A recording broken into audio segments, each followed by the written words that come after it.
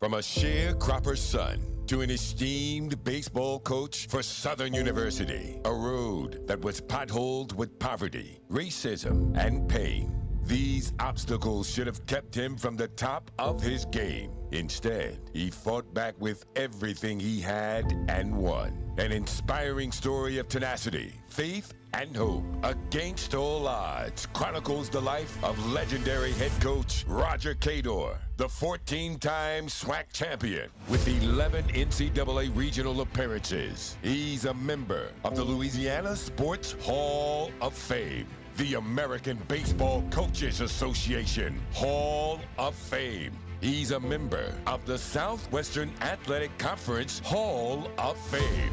He's a prestigious inductee into the Southern University Hall of Fame. And now, he's a distinguished member of the College Baseball Hall of Fame. Purchased today, Against All Odds. Against All Odds can be purchased on Amazon, Audible, Barnes & Noble, Apple Books, and Google Play. Smart Baton Rouge business travelers travel out of Baton Rouge because BTR is so close and convenient. They're always one step ahead, rather than dead on their feet. So, isn't it about time you flew BTR? Baton Rouge Metro Airport. Getting a letter from the IRS that you owe back taxes can be scary, but it doesn't have to be. Call Go Tax Resolution in Lafayette at 337-420-1040 today. We'll help stop garnishments, levies, and seizures immediately. With over 35 years of dealing directly with the IRS, our team of local professionals will help you pay the least amount possible. So if you owe back taxes to the IRS, you need help. Call the tax professionals at Go Tax Resolution in Lafayette at 337-420-1040. Your go-to tax relief. All right, everybody. Welcome back. Another exciting episode of Choppin It Up with Coach Roger Cador and Perry White. Of course, I am Perry White. And this man's to my left is the man, the myth, the legend himself. Former coach at Southern University, Hall of Famer, Roger Cador. What's going on, Coach? Just the rent. Well, you asking, that's what's going on. The rent don't stop, do it? Never stop. Oh, man. That means bills have to be paid. And, Coach, how was your week? How's everything been going since our last episode? Everything has been pretty good, We've had decent weather, a lot of rain, but we need the rain. Rain is good. Rain helps me, especially with that pollen. Yeah. My allergies get to kicking up, man. And, you got to take all that medicine and try to get yourself together from draining and everything else. But it's starting to warm up. We're starting to get closer towards those summer temperatures. Temperatures supposed to be in the 90s this week. But, you're going to be out dealing with baseball here soon. How's that weather and that heat going to affect you?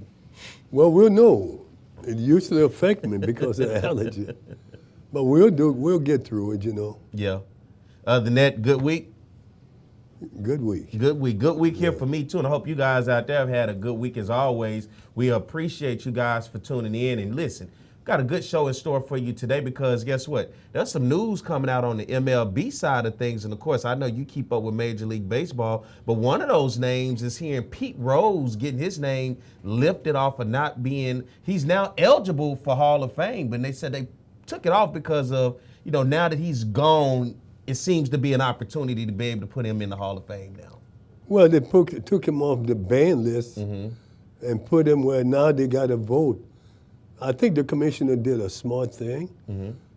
He didn't do it himself. He's getting some people to see whether or not they'll let him in. You got me some writers, some Hall of Fame players.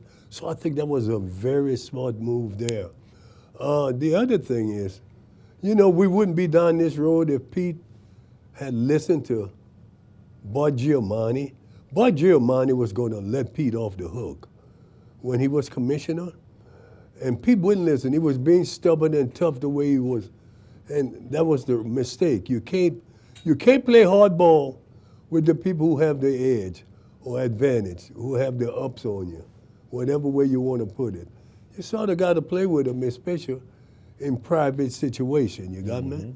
Then you come out and play hardball against those people. What you think they're going to do? They're going to play harder ball on you. Pete Rose was banned from baseball in 1989 after an investigation revealed he had bet on games while playing for and managing the Cincinnati Reds. When that all came out during that time, what was your thoughts on that? I wasn't surprised. Yeah. I really wasn't surprised that Pete had done that. And, and the thing is, I'm not holding anything against him. I'm not judging him. Mm-hmm. People make mistakes because there's going to come some issues where we got to vote on some people who took steroid, allegedly. It's not alleged that Pete gambled. They got the good on him. It's not alleged, but the steroid thing, it could be alleged because they don't have all the hard facts. They have somebody said this, someone said that, and they don't have it all. So some of them tested positive, some of them hadn't. So we'll see what happens. Let's look at the steroid side of it, away from Pete Rose gambling, but then the steroid side, because it kind of broke baseball down for a while and had people turning an eye at a lot of those players who looked up as heroes for a lot of young people and a lot of people across America who love baseball. But when you start talking about performance enhancement drugs and steroids, what was the idea amongst those players years ago? Because it seemed like it must have been at some point when this was introduced, it seemed like it must have been all right amongst players. Like it was something that wasn't talked about, but it was okay. Oh, you nailed it, Perry. When I played, they had the word called greenies. Greenies. Which was amphetamines. Uh-huh. And I can say it, even though I didn't play in the big league, I played in the minor league, and they had them on the table in the dressing room for you to take. The trainers made them available for anybody who wanted it. So that's, and that was to help get people through the dog days, July, August, September. And that's when the greenies were there. And that's what it is a performance enhancement drug. And I can't understand why they're beating up on those guys who did steroid when so many Hall of Famers, maybe all of them, pre-steroid, did greenies. Greenies. It was the word I want to use. They gave it to them, and it was approved by the highest people in Major League Baseball. So there it is. Greenies, that's a hell of a word for a performance enhancement drug, but like you said, they had it out. It seemed like it was a norm in baseball facilities when it came to the players and trying to get themselves, as you said, through those dark days. Those dark days were tough, and they knew it, so they made sure it was available, that they didn't have to go nowhere else to get them. They got them out of the training room on the table. When steroids became this no-no, what sparked this in Major League Baseball for this to come out and a lot of these players get put into the spotlight of saying, hey, you've been using this? And as smart as people are, they never put the dots together and say, man, this has been used in baseball for a long time. It wasn't steroid, it was greenies or amphetamines, which is a performance enhancement that speeds you up, you know what I'm saying? Gives you a lot of energy. And why they didn't make the connection? How could that have been legal and this is illegal? They never put it together for some reason. But you know what? We're finally trying to get over it. They're making baseball a lot cleaner, where everything is looking. Every now and then you get somebody to try something stupid. You're not going to get away with it anymore. They're too good at it now. They can catch you. So it's good, it's all good. And people's lives are in better situation because I realize now some of my former teammates and people I knew who took greenies, their life they lived a shorter life. You know what I'm saying? Because they were dropping a bunch of them. And so it has some side effects that later on in life a lot of those guys maybe. That's what I'm thinking. Yeah. I don't know for sure, but I don't think because they were, and you're dropping them every day. You know what I'm saying? I can say one thing I did. One of my roommate came to me and said, "Man, you ain't taking the greenies. Take this no-dose. This no-dose will speed you up just like the greenie." I took the no-dose because I was familiar with it. And boy, did I have a time of my life. Tell me about it, Coach. It sped you up good? It sped me, boy. I was hitting the ball all over the place. Hit a couple of home runs that night. But, I did not like the after effect. Oh, Had my toes hurting and my feet was hurting. I don't like this. it was a hell of a downer after. Yeah. And that was the only time I took it. So my thing is, I know people chasing the dollar. They took a lot of stuff. You know what I'm saying? Mm-hmm. So how strenuous is the game of Major League Baseball on the body, hitting, throwing, just and there's so many games in a season, as you said, just to get through. How strenuous is that actually for people out there who may not understand? Well, if you get the proper rest and eat right, it's pretty good and train. You know what I'm saying? Mm-hmm. You could get through it because it's not like football where they're beating up on you. Baseball is pretty good. You could go get through it. What about the guy who want to go out? He just got the money. He hanging out, kicking it, partying, but then still trying to play those games and get some practice in. Listen, you're going to have to make a sacrifice in order to be at the top of your game. Mm-hmm. Those guys who are at the top of their games are very disciplined and committed to the profession. So what they do, they make sure they do the right thing day in and day out. And that's what they do.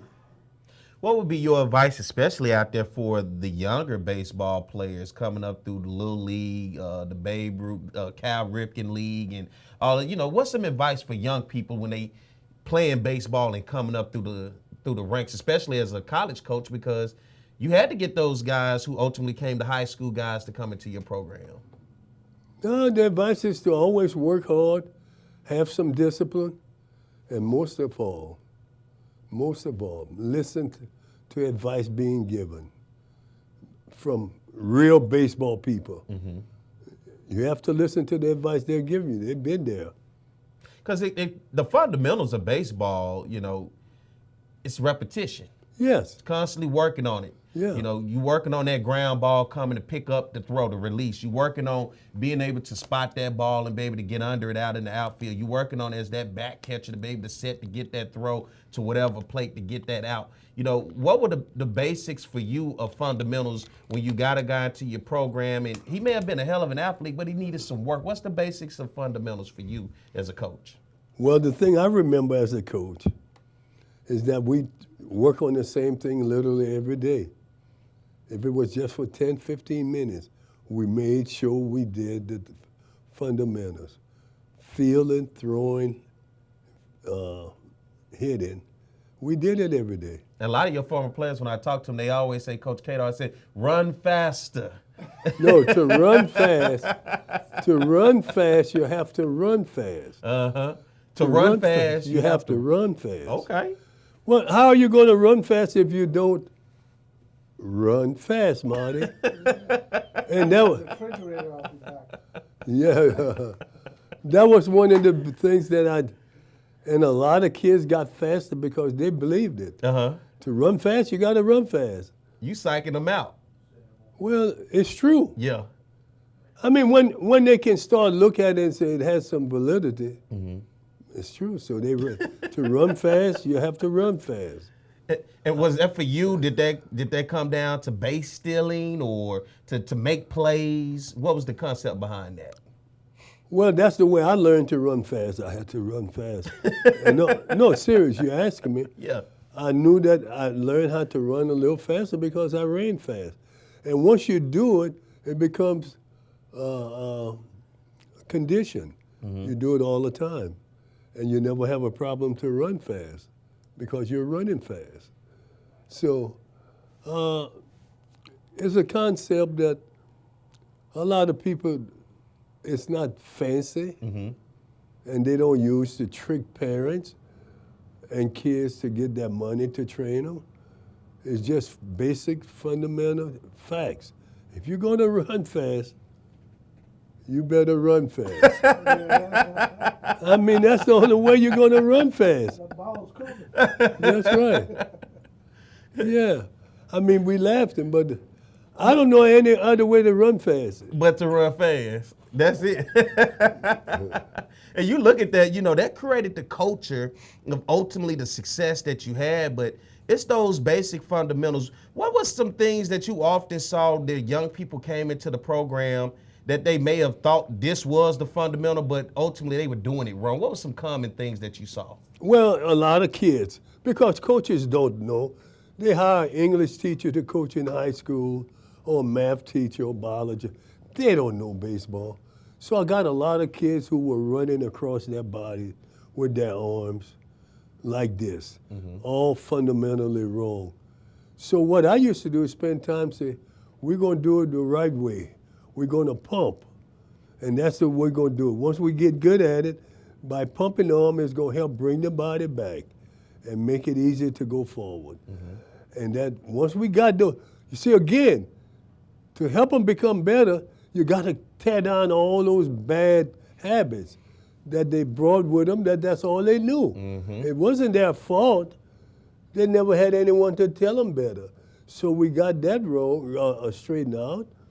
And then hitting. You know, we try to teach them the hitting, fundamental hitting. You can't uppercut. You can't do a lot of foolish things. We want to be short and sweep through the zone. And one thing I was big on, I used to tell them, see the ball, stride, and swing. 3 things I used to preach to them. You want to see the ball first, you got to see it. Am I correct, Marty? Yeah. And then you got to know where it's going, so you stride. Once you see where it's going, you stride, right? Yeah. And then you swing. Look how simple it is. But that's something you got to work on daily to get the concept to penetrate into their minds. And that's what I used to do that. See the ball, stride, and swing.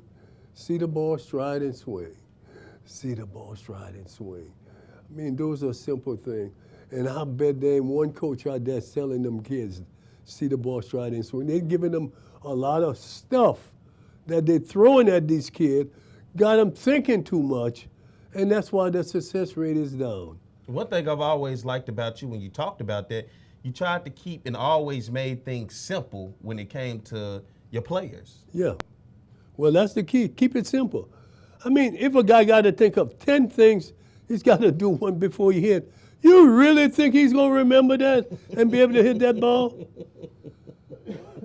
All what I said is thing that automatically going to do. He's got to see the ball, and then he's got to strive where you see the ball coming, and then swing. There it is.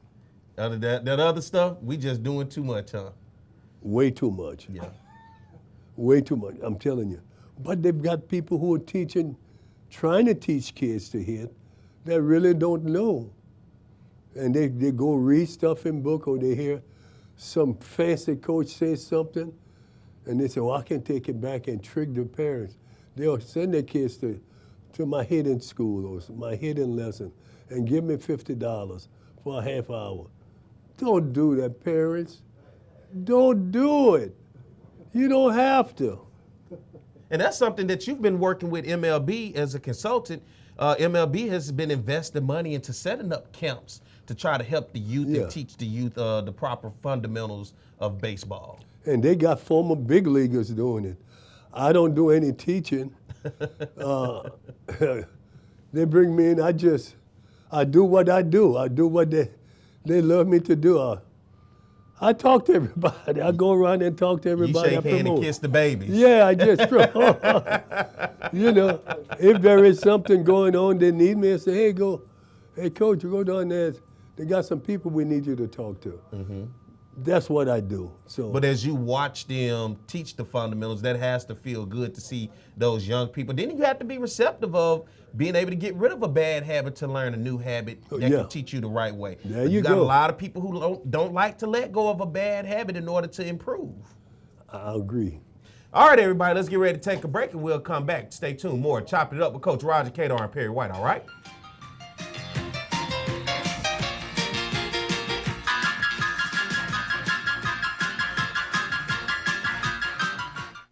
Have a passion?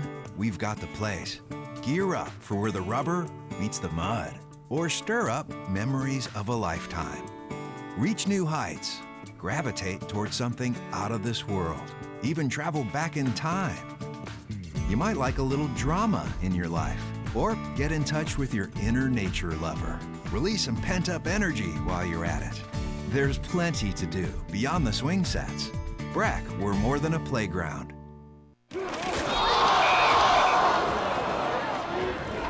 Cats down by 58 with 1 minute left. Hey, where's everybody going? This game's not over. So we're not the best. Our kicker stubbed his toe on the ball, and pretty sure our mascot has his costume on backwards. But this is our team. No matter what. Some Baton Rouge business travelers travel out of Baton Rouge. Some don't. The ones that do know BTR is all about being closer, more convenient, with non-stops and short hops to anywhere their business takes them. They also know not flying BTR means more traffic, longer lines, and wasted time. So if it's about going from driveway to runway with a lot less highway, isn't it about time you flew BTR? Baton Rouge Metro Airport. It's about time. Get the memoir from the legendary baseball coach from Southern University, Roger Cador, Against All Odds. Roger refused to let his past dictate his future by rising to legendary college baseball status. An inspiring story of tenacity, faith, and hope. Against All Odds chronicles Coach Cador's determination to reach higher, to want more, and to dig deeper to find the courage to chase his dreams. Against All Odds. Get yours today by Cador & Cador Publishing. You are now watching Choppin' It Up with Roger Cador and Perry White.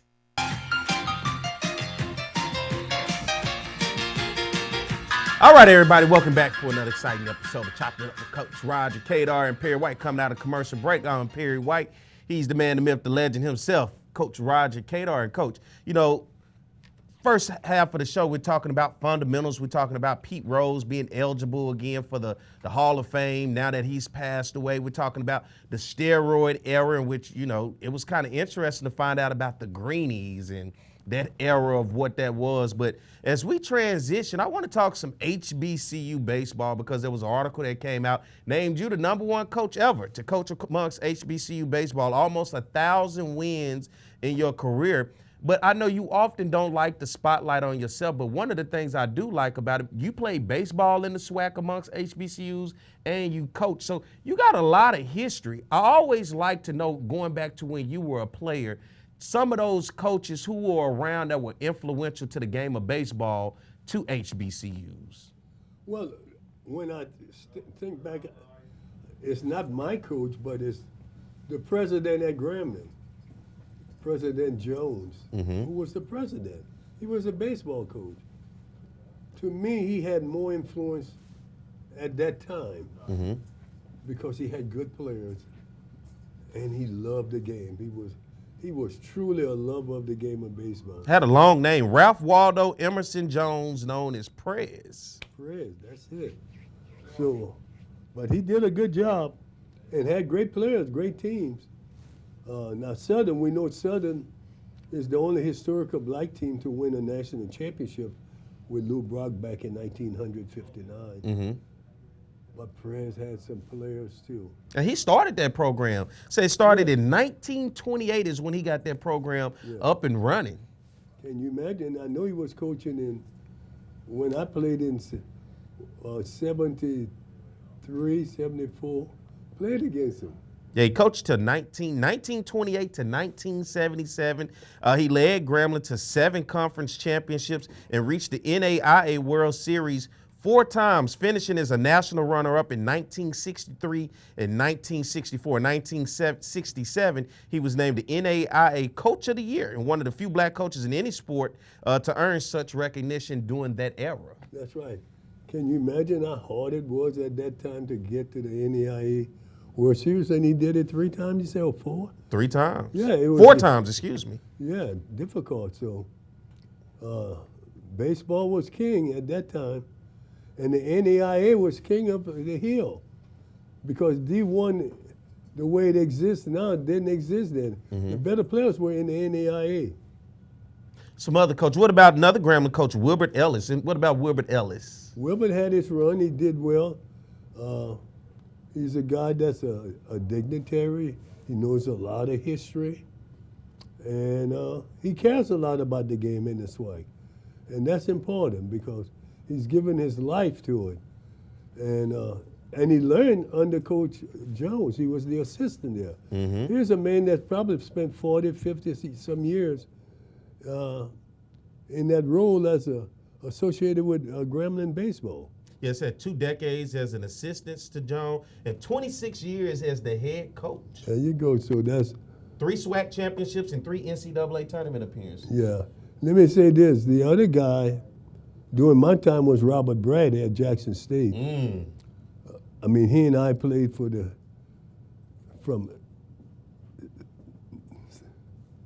Oh my goodness. To 1996 to 2001 or 2. He and I played for the championship 28 times, I think. They say he won 12 SWAC titles with 824 wins from 1973 to 2000. He did well. Oh, so 2000 yeah. He became the first African-American coach inducted into the ABCA Hall of Fame. Yes, I was there when that happened. Very Talk happy about for those battles, because like you said, you and Jackson State throughout the 90s, that was pretty much what the SWAC championship was. That was some damn good baseball being played. Really good baseball. I remember he said to me when I got the baseball job, I'll be damned. You coming in here to make my job harder. You know, he said, I got them other guys under control. You coming in here.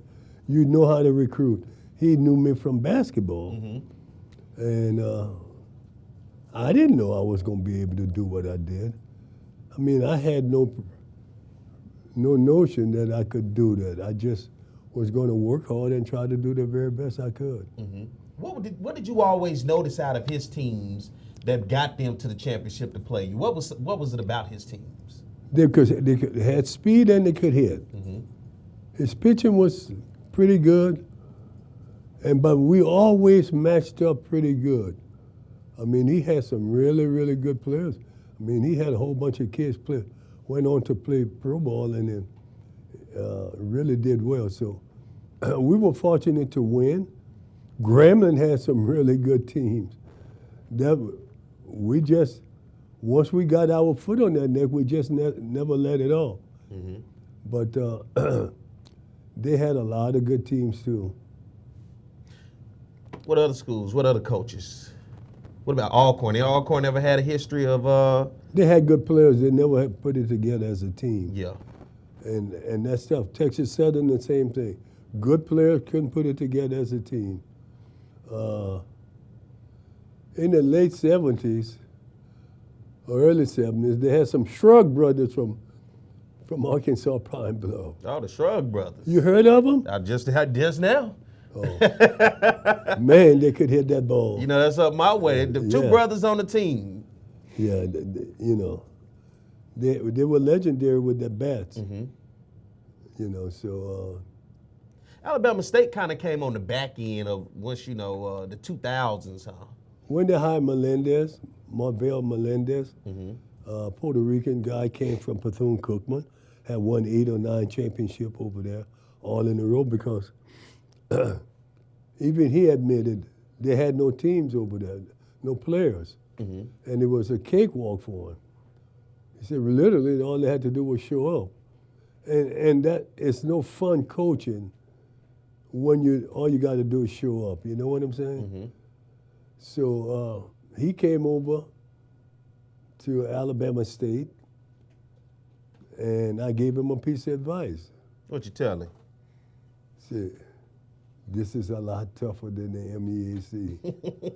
I say everybody in this league gonna play you hard. I said, so don't take it for granted. And he found out how tough it was. I think he won 1 or 2 championship.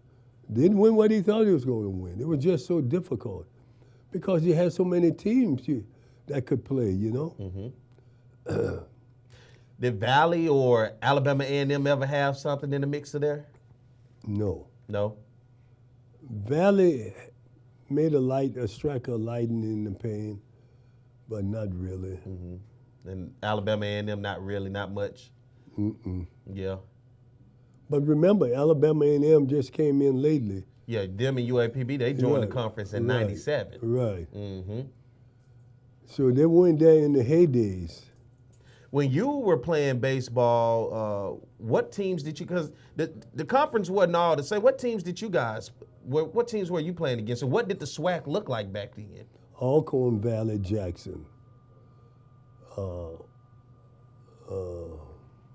Arkansas, Prairie View, Texas Southern, Grambling. That's probably it. At that point, the Wileys and the Paul Quinns and all those other schools, they had been left the SWAC. Oh, yeah. Yeah. I never played against them because we were playing at a higher level than they were at that point. Yeah. So. That's a walk down memory lane right there, isn't it? It's a walk down, more than a walk down memory lane. We had, back in 1971, 72, we were playing a school in East Texas, East Texas State. Was that school existed, East Texas State? Maybe so. Well, we were playing them. We were down on the Easter tour. And we had a pitcher from Mobile, Alabama. Now, I'm not going to call his name, Protect the Innocent. And they brought him in to pitch. And the guy went into a trance on the mound. There you go. He couldn't. He was like that. Nobody saying nothing. I'm in right field, and I said to the first base, "Hey, Buck, you get Bama out of that trance, man. Get him out." I couldn't understand why the coach didn't go to the mound and tell, "Son, what's going on?" Then he broke it, and he went right back into the trance. He couldn't come out of it. Really? That was a strange thing. Yeah, there's some of my former players who are still alive remember that. That was really strange, man. The guy got caught in a trance. And that's frightening. So he never threw a pitch? No, he was standing. I don't know if the coach went and got him and finally took him out. He had to take him out. Yeah. Because the guy was in a trance. He couldn't throw. And he was one of those kids, probably a little afraid. Yeah. Stuttered. You understand what I'm saying? So he had some issues he was dealing with. And all of that probably emotionally came on him at one time and just put him in a bad situation. You ever had any one of those, not a trance situation, but a situation where sometime maybe the moment was, the bright lights kind of got to you, maybe as a player or a coach? Not to me. Yeah. Not to me, no. Yeah. And I can't remember any of my players emotionally get caught unless they won. Yeah. Then they were emotional. Or lost. Then they got a little emotional. I know you got in the cooler dumped on you. How you? Once. Oh. And I begged them. See, because I see that as so dangerous. Talk to me about that. And I don't understand why they let them do it at the pro level. Do you know what you can do? Shock people with cold water and ice thrown on them on a hot body. You can make people go into cardiac arrest. Cardiac arrest. You could do that. Yeah. And I can't understand why they won't make them stop it. And I had a thing to my players, do not throw this on me. Do not. I can imagine after that first time they learned that lesson. Well, it's dangerous. Yeah. You could also hit someone in the head with the doing cool. Yeah. So many. And I said, why are they, And I said, if I ever had to go back and coach, that would be the first thing. There won't be no water throwing on anyone, no ice throwing. The coolers are off limit. We're not going to do it. You would have told them, at this moment, they're going to remember you in history, but when they remember you, don't throw that cooler nowhere. Don't throw that cooler. Leave that cooler there. Man, I was so afraid that somebody was going to go into cardiac arrest. Don't tell me that it can't happen. Yeah. You hot, and you throw ice cold water on people, don't tell me that the body can't react adversely to that kind of stuff. Yeah, they had, what was that, this challenge, the ice bucket challenge that they had, you know, where people would sit in the chair and they dumped the ice cold water on them. You would not participate in that, is what you saying. No. I didn't participate in it either, Coach, so it's all good. But I definitely understand what you mean by that. And I tell you what, I did participate, but I had a trick. What? I made them pour warm water. Put warm water in that bucket. You wanted some warm water? Warm, it was hot. Oh, you wanted fresh out the hydrant? Yeah. Yeah. Oh, now they can dump that on you. Yeah, could dump that. No chance of cardiac arrest. Well, let's get ready to do this. Let's pay some bills, everybody, and we be right back. Go use the bathroom, go grab a drink, come back and join us here, all right? Stay tuned. More Chop It Up with Coach Roger Cador and Perry White.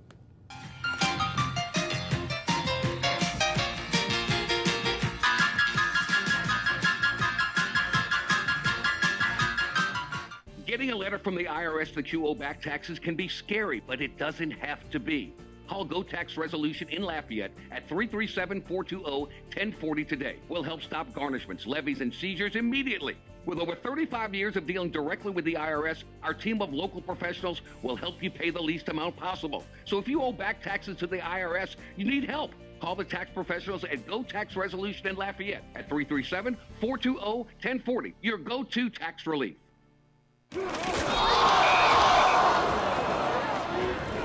Cats down by 58 with 1 minute left. Hey, where's everybody going? This game's not over. So we're not the best. Our kicker stubbed his toe on the ball, and pretty sure our mascot has his costume on backwards. But this is our team. No matter what. Have a passion? We've got the place. Gear up for where the rubber meets the mud, or stir up memories of a lifetime. Reach new heights, gravitate towards something out of this world, even travel back in time. You might like a little drama in your life, or get in touch with your inner nature lover. Release some pent-up energy while you're at it. There's plenty to do beyond the swing sets. Breck, we're more than a playground. Hey, it's Jimmy Ott with ESPN Radio. Both Coach Roger Cador and I have gone to Dr. Dale Police for years for all of our dental needs. Dr. Police uses the latest technology in preventive dental cleaning, digital x-rays and night guards, restorative tooth-colored fillings, porcelain crowns, complete partial dentures. Zoom whitening, you can whiten teeth 10 shades in as little as an hour. Dental emergencies for infections, broken tooth, or restoration when things just go wrong. Most insurance is accepted. Dr. Dale Police and Dr. Larry Oob, available Monday through Thursday, 7:30 a.m. to 5 p.m., 926-6899, and PoliceDentistry.com.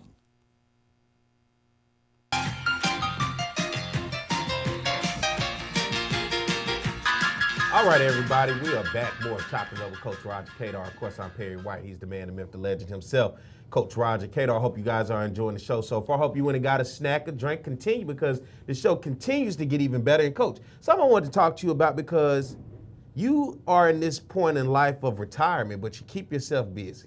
Can't wait till I get to that day. They told me, just keep living. I'm going to keep on trying to live and wake up. But when you do live to see that point in retirement is there, at some point, talk to me about how to manage finances and how to look at life after retirement, and how does one balance and manage business moving forward from there?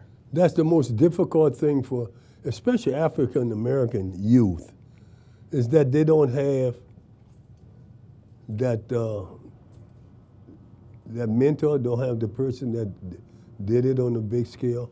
A lot of them came out of home just like I did, where my mother and father never saved anything, I don't know if they ever had a bank account, because they lived from day to day, and that's the way things were.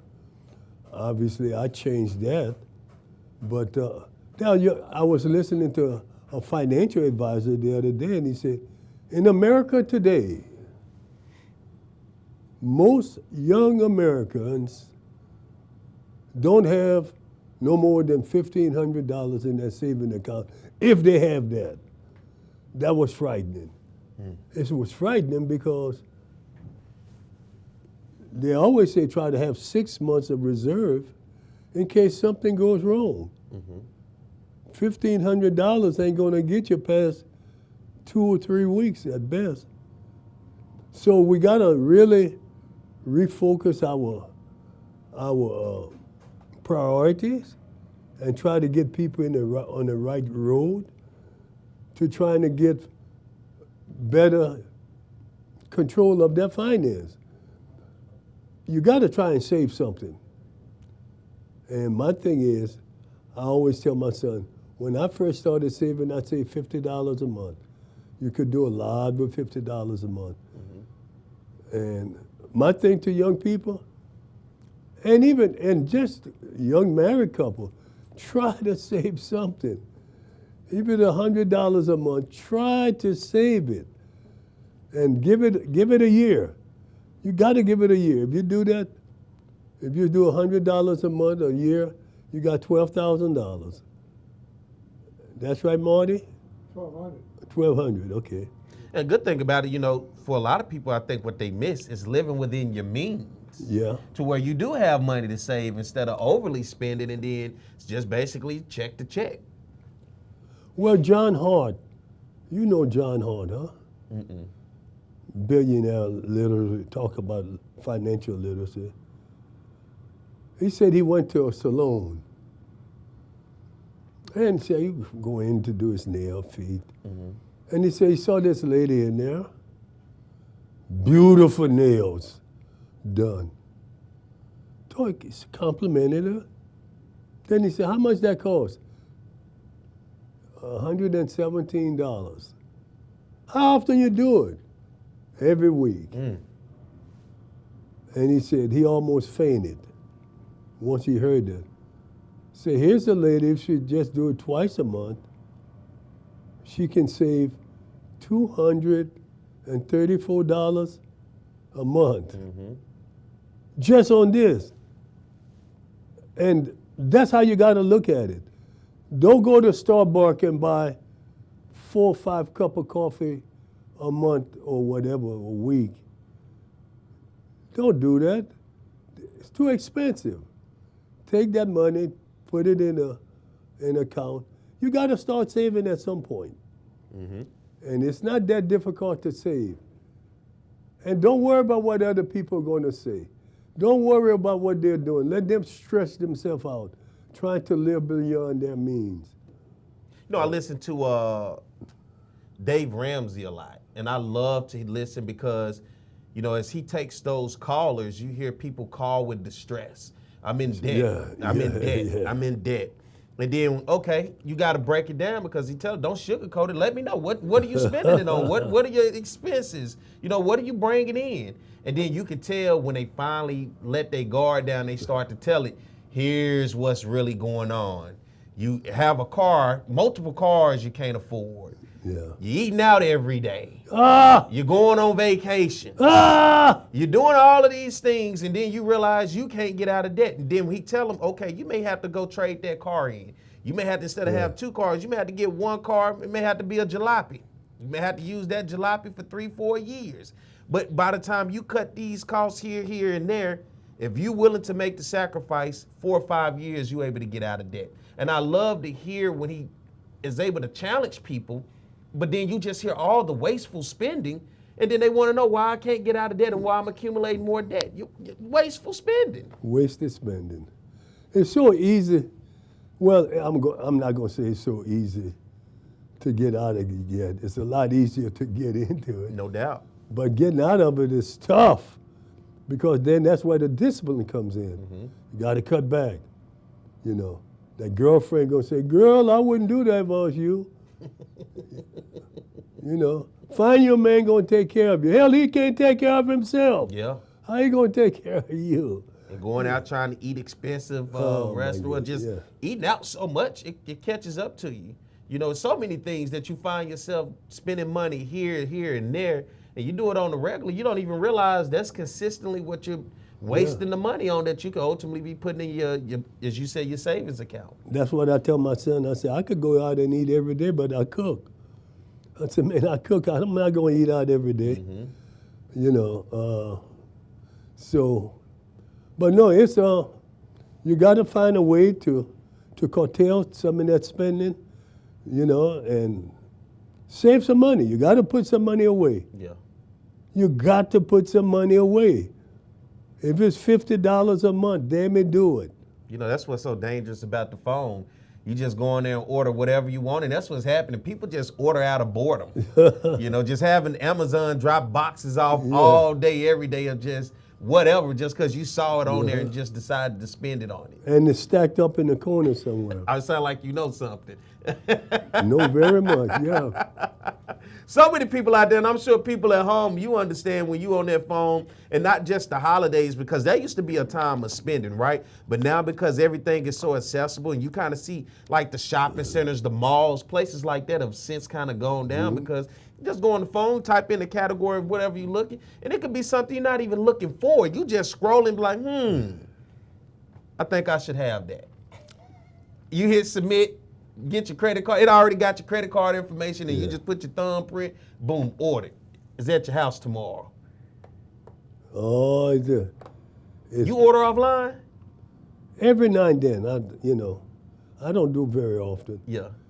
You know, things I'm gonna order, I pretty much need if I'm ordering. Is that a whole, especially for you, new world, right? Because I always say as a head coach, you went through a lot with different players because we talking about 8-track, we talking about tapes, we talking about DVDs, CDs, to the MP3 player. I mean, you lived all those eras, but for you started to get to the cell phone, people texting you, you getting phone calls. You mean to tell me I got the internet on my phone and I don't have to get on the computer? And then now I can just sit back in my recliner, hit this button, and it'll be at my door tomorrow. How much of a world is that for you to have changed over your life? It's a hell of a world, but it doesn't affect me to a great deal because I know my limits. I have limitation on what I'm going to buy and spend. You know, I know how much I can spend a month and still stay above water. Yeah. That's the most important thing. Stay above the water. And you know, my retirement is X number of dollars. I got to stay within there. And I've seen it even for myself before we get ready to go to break. There was a status floating around out there on social media. It was saying people have to realize, and I realize it for myself, spending money on the experiences more so than the materialistic things.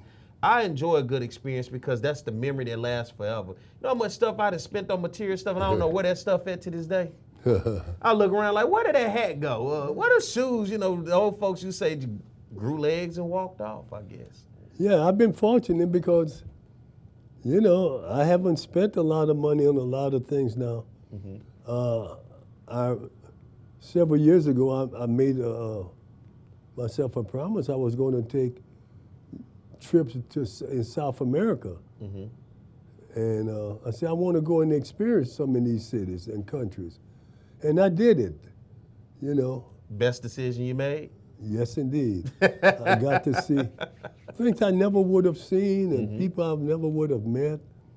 And it was just beautiful, you know. And I appreciate you. I got a hat at the house from you. I think you said it was made in Colombia. Yeah, so nice hat. Thank you. I'm wearing it on the show next week. How about that? I'll wear the hat next week. Let's get ready to take a break here, but don't be looking at me inside my head, Coach. Let's take a break. We'll be back. Stay tuned, more Chopping It Up with Coach Roger Cador and Perry White.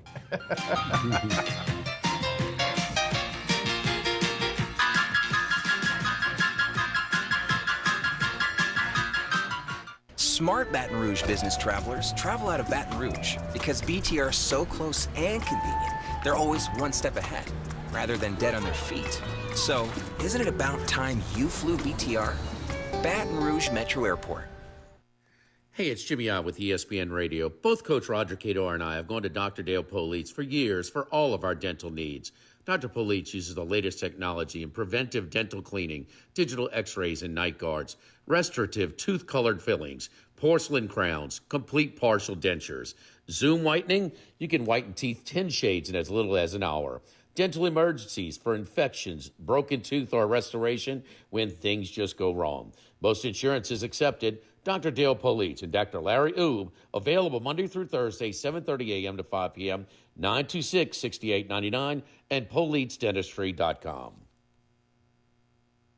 From a sharecropper's son to an esteemed baseball coach for Southern University, a road that was potholed with poverty, racism, and pain. These obstacles should have kept him from the top of his game. Instead, he fought back with everything he had and won. An inspiring story of tenacity, faith, and hope against all odds chronicles the life of legendary head coach Roger Cador, the 14-time SWAC champion with 11 NCAA regional appearances. He's a member of the Louisiana Sports Hall of Fame, the American Baseball Coaches Association Hall of Fame. He's a member of the Southwestern Athletic Conference Hall of Fame.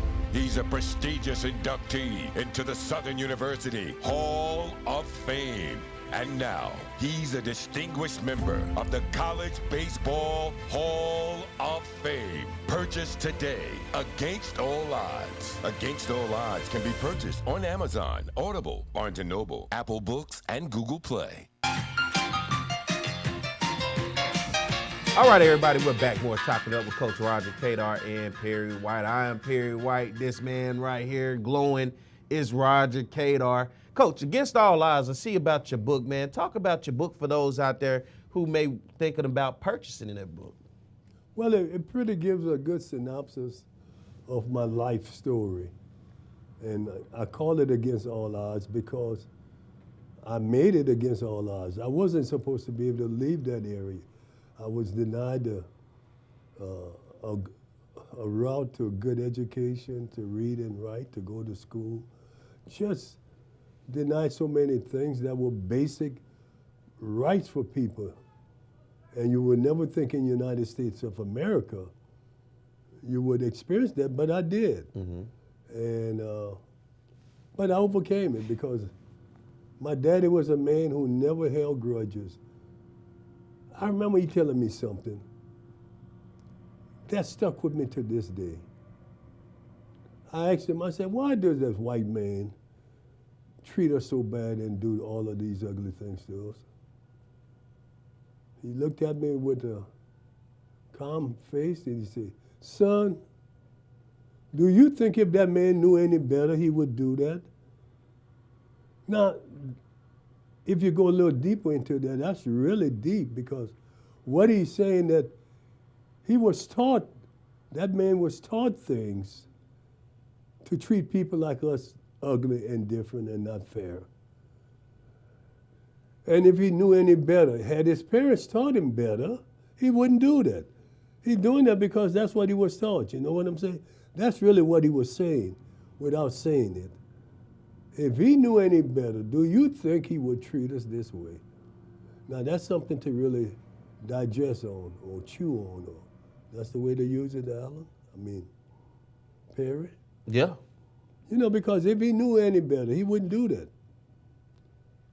And it goes to show you that some of those churches they went into, the priests and the preachers and all of them were doing the same thing, teaching them the wrong thing as it comes to treating black people different and wrong. You know what I'm saying? Because at some point it's hard if you teach people good stuff that they're going to turn around and do ugly stuff with it. That's why it was so important when I really digest what my daddy said. If you think he knew any better, would he treat us that way? Because the ones that were treated us good have been taught to do unto others as you have them do unto you. They weren't teaching that to those people. So that's what it is. We move on and we live and that's the way I taught my son. Don't harbor no hate against those people. Let them go with it. And in the long run, they're the one going to lose because the one judging people who do wrong is God, not me or you. God is the one doing the final judgment. We're talking rural Louisiana around what What time frame? Well, because I was now in the 60s. I was old enough now where I gotten out of the 50s. I'm in the 60s, you know. That's a different era, just a different view of the world at that time. Yeah, it was a really different view, you know.